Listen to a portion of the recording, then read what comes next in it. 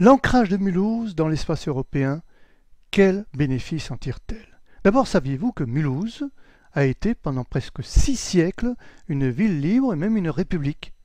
Non, vous ne le saviez pas. Eh bien, vous allez l'apprendre tout simplement à travers un texte très bien expliqué qui vous donne en plus d'importants liens qui vous permettent de comprendre que Mulhouse était non seulement une république, mais aussi une ville industrielle, ça peut-être que vous le savez, parce que vous connaissez évidemment le musée de l'automobile. Vous allez apprendre tout ceci avec un texte. Donc voilà un travail qui est sur la base du texte, à réaliser avec des crayons et du papier, mais accompagné du numérique. Ça s'appelle le numérique raisonné. On va voir. Tout commence par un questionnement sur la base du texte que vous avez bien sûr lu. Vous avez des questions, 1, 2, 3, 4, etc.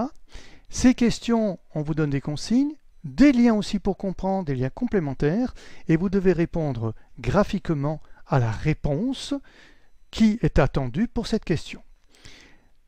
Au fur et à mesure, vous commencez à faire apparaître un croquis, et lorsque vous avez fini ce croquis, eh bien on peut passer à la deuxième phase, qui est la suivante.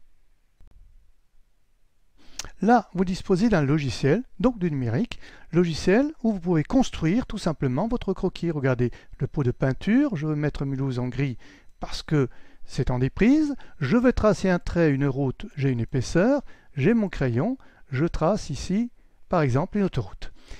C'est du numérique, c'est très bien, mais ce n'est pas tout. Vous allez voir tout de suite, on passe à la deuxième phase de numérique, la correction.